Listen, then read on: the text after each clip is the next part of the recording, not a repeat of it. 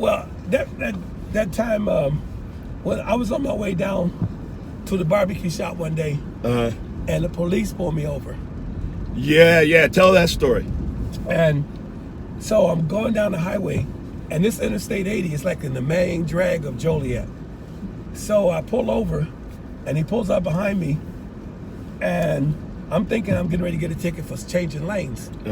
So he comes up to the car, and he kind of unhooks his gun. So I said, what did I do? He said, get out of the car. And I said, for what? So he takes the gun out, cocks it, and says, I told you to get out of the car before I blow your brains out. And I said, over a ticket?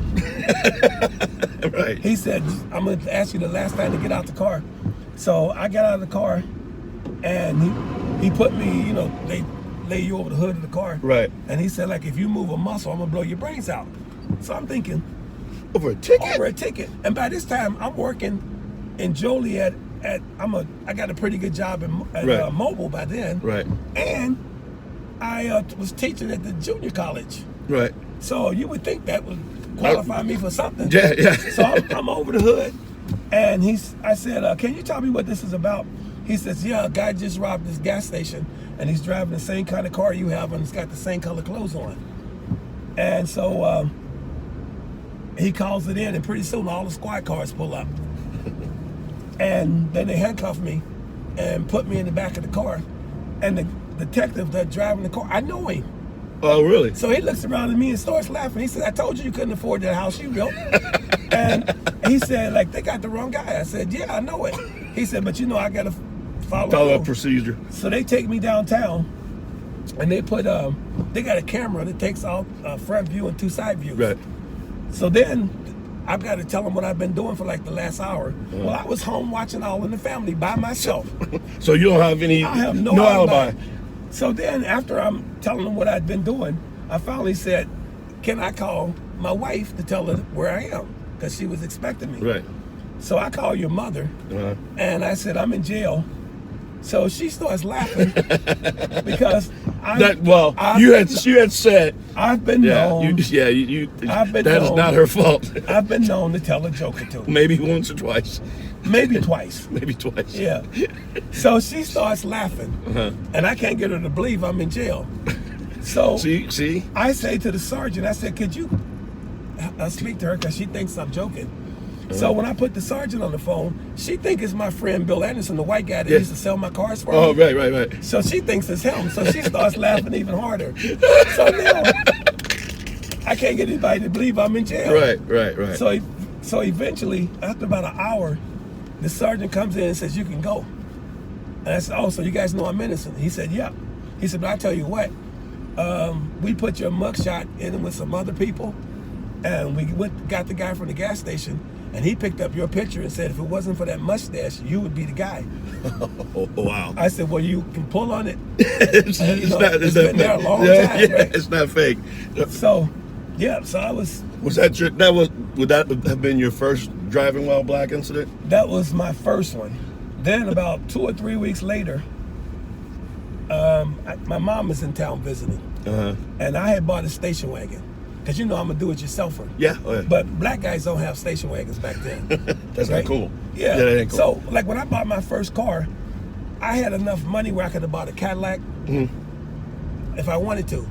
But I'm saying now, all the brothers running around the Cadillac. Yeah, you want to be different. You've never been a follower. Right, with the diamond in the back and everything. Right. So I bought a Tornado, which is an Oldsmobile, but it has the same running and front wheel drive and all that sort of stuff. Right. So this time, I bought this station wagon because I was building these houses, and so I needed something to haul my stuff in. Well, in Illinois, when you first get your car, the license don't come with the car, so you get these temporary plates. So my mom is in town visiting. This wintertime, so I get in, and we're driving down the road, and police pulls me over, and he says, whose car is this? I said, it's mine. He said, let me see your registration. So I give him the registration, And then he goes back to the car. Uh-huh. And so I go back and get in the car. It's like 5 degrees, 10 degrees below zero outside. So I'm sitting there. My mom gets nervous. She said, oh, I'm going to have to use the bathroom. I wonder how long he's going to be. So I get out of the car. But dumb me, because it's so cold, I got my hands in my pocket when I get out of the car. So he jumps out and pulls his gun out and said, get your hands out of your pocket. I said, this is like the second time in 2 weeks. In a month, yeah. Yeah, 2 weeks that You better go. I've been under gun. And when a clerk at the store gives me too much change, I give it back. Right. Yeah. You're honest engine. Yeah. So that was like the second time. And then the third time, we were living in Reston. Uh-huh. And I was coming out of the store, and I had accidentally parked in a handicap spot. Uh-huh. But it was written on the ground. It wasn't like a sign. And I never park in handicap spots because my dad was handicapped. Uh-huh. So when I came out of the store, the policeman there's writing me a ticket. And I said, what's the ticket for? He said, because you parked in a handicap spot. And I thought, I didn't see any sign. Right. I said, where's the sign? He said, well, it's written down there. But it was like kind of old. Hard to see, right? Yeah.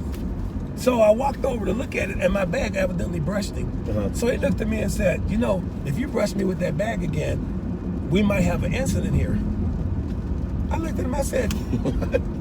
I brushed you with my bag, and we're going to have an incident? I said, you could give me that whole book of tickets, and I could pay it. I said, so we're not going to have any confrontation where you get a chance to do anything to me because I don't care enough. Right. And I said, so you just give me my ticket and I'll pay it. Right. And he said, well, we could have a thing. I said, well, yeah, but it wouldn't necessarily mean that you were going to win. And I said, but you can't even get me stirred up enough to have an incident, so you're just wasting your time. Right. So when I got home, I thought, I'm going to call the police station. Mm-hmm. So I called the captain or whatever, and I told him exactly what happened. I said, and evidently I brushed him with my bag when I walked over to see where the sign was. Mm-hmm. But I got 2 grocery bags. Right. And I brushed him with a grocery bag. And it's going to be an incident? And then I'm going to have an incident where I'll get shot or something like that. Right. So you may not remember this, but the police actually came to the house. No, I don't. Yeah, I don't remember. The sergeant came to the house, and he actually sat in the living room we had. Yeah. He actually came in. We sat in the living room and we were talking. And I said, there's enough incidents that happen like that where someone who is as harmless as I am is being threatened by a policeman because I accidentally brushed him with my bag. There should be some kind of training you guys get that every black man is not a threat. Right. And he said, I had a talk with the patrolman, and he admitted that he thought you were trying to intimidate him because you were a lot bigger than he was. So he sort of thought you were trying to intimidate him. He said, I've had a discussion with him that there was no reason to go there. Right.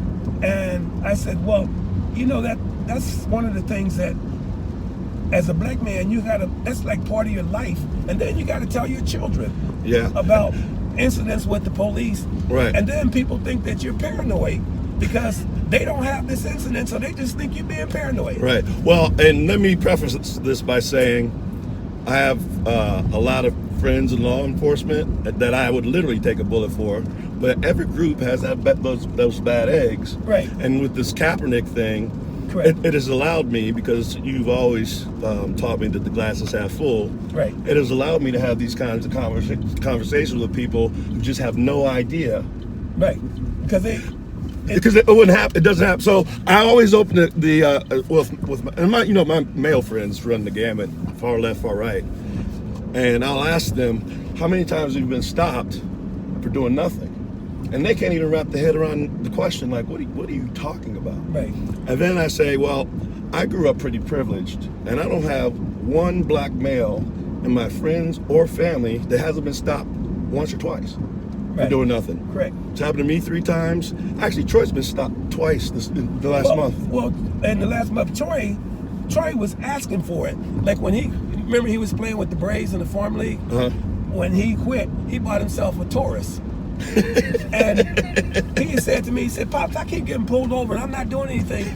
I said, yes, you asked for it. What young black man drives a 4-door car? I said, so you doesn't even fit the bill. So you're asking for Yeah, you deserve it. Right, you deserve every pull But over that you guy, get. and it was just like a registration or something where the cop usually would say, well, you got a certain amount of days to get it fixed. He made him walk home in the rain. He impounded his car. Like you got. Like, if that was an executive, a white executive, would he have made him walk home in the rain? Yeah, right. I didn't know about that one. Yeah. But so, and he's been stopped twice. And for him, he's so big. right. That you ought to he's threatening. Yeah.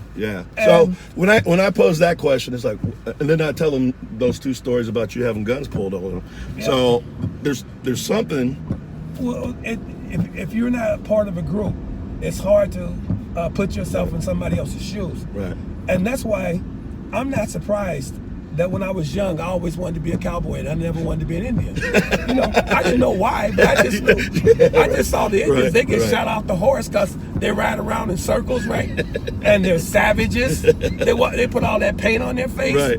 And they attack little innocent women because that's what I saw on television. Right. And so I didn't know that there was a president that would make an Indian walk from North Carolina to Oklahoma. I don't even like to walk home from the store. Can you imagine making a group of Indians walk from North Carolina to Oklahoma? Mm-hmm. That is a long walk. Yeah. Well, and to get back to the positives of me being able to have these conversations, I've been able to, bare minimum, open eyes, but I've actually been able to convert people on the Kaepernick thing. And I even had one of my boys, his mother-in-law, started crying because she just had no concept. Well, here's how I see the Kaepernick thing. It just got hijacked. It was never about Trump. And we can speak objectively because we're a military family. Correct. Your brother, my son, he did 2 tours of duty in Bosnia. He's got hearing aids in right now for his hearing. He's got some issues about, how they have this, you have to get reacclimated into society. He has been under gunfire more than the average soldier. Right. So, and I know that when he was over in those fighting in Iraq, we would pay attention to where the battles were going on. Right. And as soon as we got home, we did like most parents, and we don't pay attention to where the soldiers are, because if you don't have anybody in your family, you tend not to pay attention. Right. So now fewer and fewer people have anybody that they know fighting. Right. It's like a small percentage of people that are fighting now.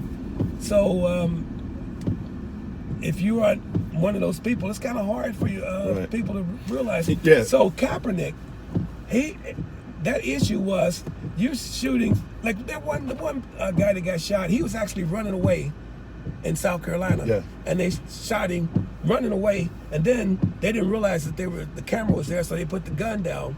Right. And the camera caught him doing this throwdown gun. Right. Well, one of my best friends in Freehold was a cop in Cincinnati.